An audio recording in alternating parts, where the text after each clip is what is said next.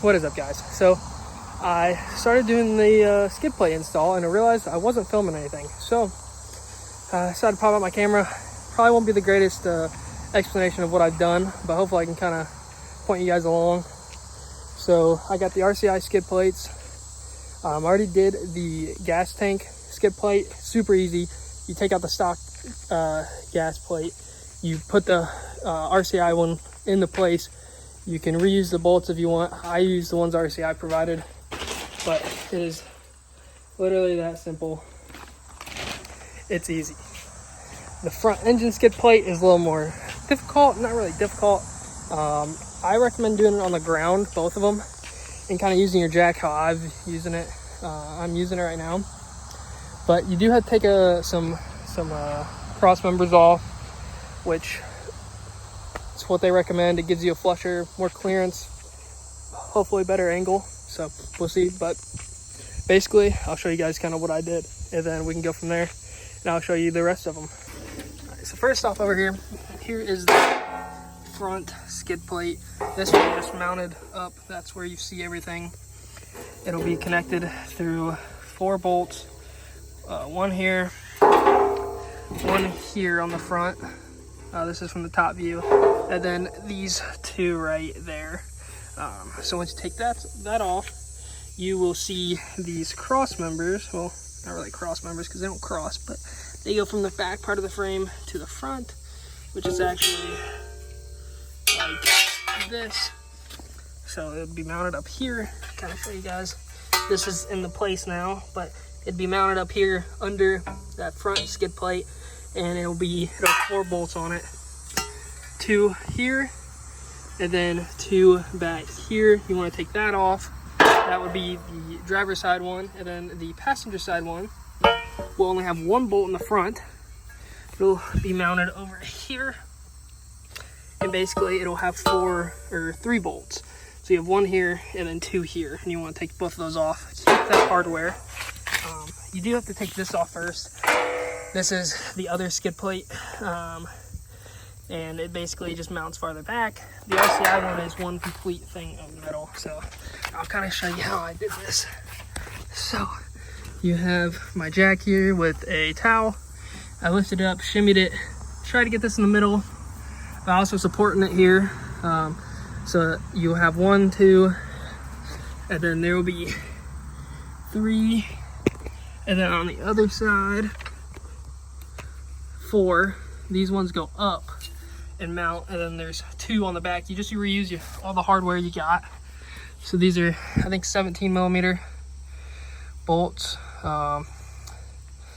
and you want to use the ones they provided you for the rear, because there's some spacers, and I'll show you guys that. So this is the rear of it. As you can tell, it's mounted. These are loose, right here loose, but basically spacer, you have your washer and your bolt. Same on the other side. The transmission skid plate, which is going to protect your transmission here, is going to go and mount above this. So it's going to sit on this washer, and then you're going to tighten it all the way down. So these probably have to be loosened a little. I tightened them a little too much. But on basically 2012s and newers, you're going to have these cross members right here for the transmission skid plate that you're going to need to remove. 1 on both sides. You need to remove both of those to get the transmission in. And then there's the transfer case skid plate that'll mount back here. I will not be doing it because I bought the one with the exhaust reroute. So I will need to get I'm going to order a Y pipe. I think it's off Yoda. To reroute that, and then get some heat shield to try and protect the heat, keep that heat off from the exhaust, not leaking on the transfer case, and then keeping the heat from the transfer case impact, and so it doesn't heat up even more than it is going to be off-roading. And then as you can tell over there, I got the gas tank skid plate in it. When I tell you it's easy, look at this. It's those 2 bolts here, and then 2 in the rear. Mine wasn't straight, so I had to use my jack to kind of lift up this corner over here and get it so I can screw it on. You can kind of tell it's a little bowed. but that's just kind of how I had to do it to get those tight where I think they won't be falling off. So we shall see. But yeah, guys, this is, I mean, it's a little rusty underneath. It was needs to get fluid filmed, but I mean, it's pretty good condition. Hopefully these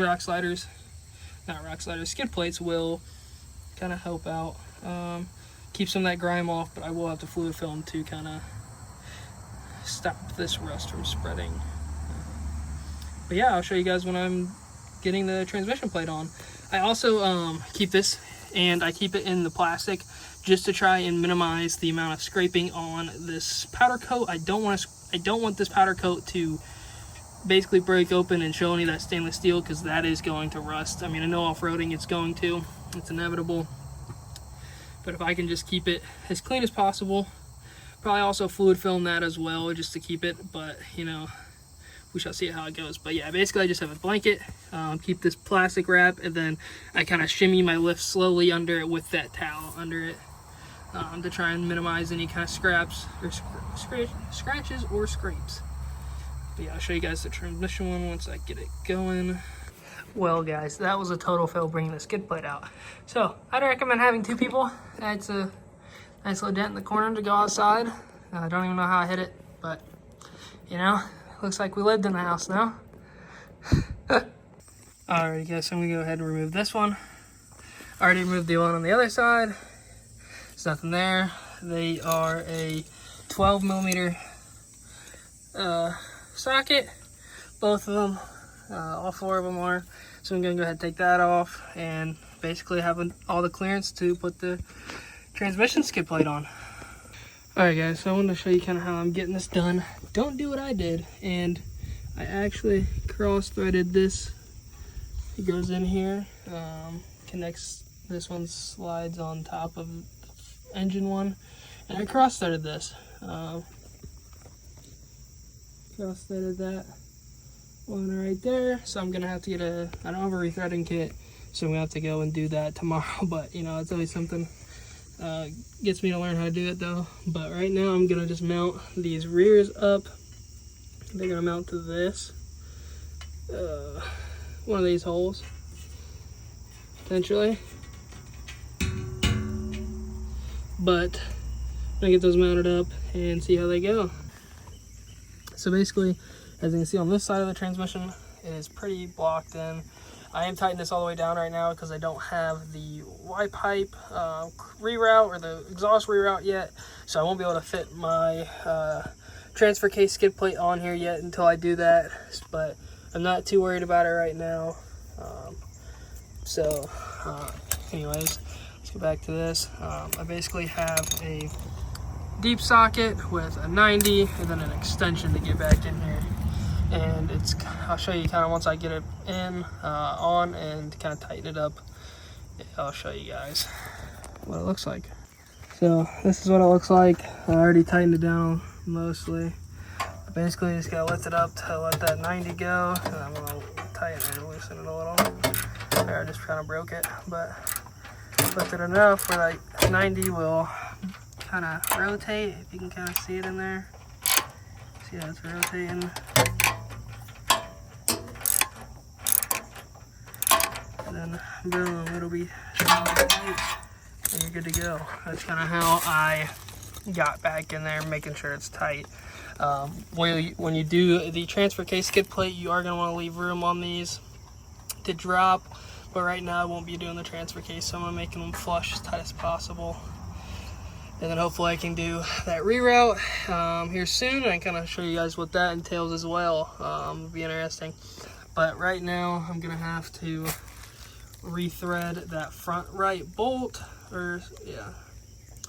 because I cross-threaded it putting it in, sadly. So I won't be able to get this done. Honestly, it'd probably be fun to drive around like this, but I do want to rethread that just to make sure. I will have to go up size in bolts for that front. I gotta figure out which size it is, but yeah guys, these are nice and heavy duty. You can also get the catalytic converter protectors, and they just basically, from what I've seen, they will mount flush into here. I'm not too worried. If someone wants to take my catalytic converter, I'll just straight pipe it. it'll be all right. Or yeah, so.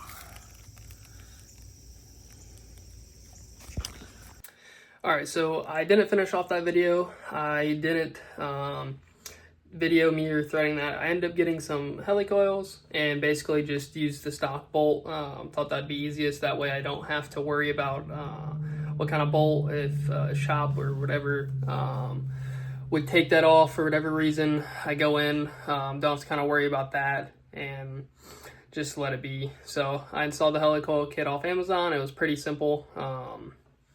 The kit came next day, had everything you needed. I just used the like an M18 drill to basically clear it out with the drill, and then I used that for the threads as well, and then it comes with the little twister, everything you need. But yeah, if you guys enjoyed that, let me know down in the comments. Give me a like, and also let me know what other recommendations you've done to your vehicle that you like, that you've enjoyed, or something that you think is really valuable for your guys' Tacomas. But yeah, thanks for watching.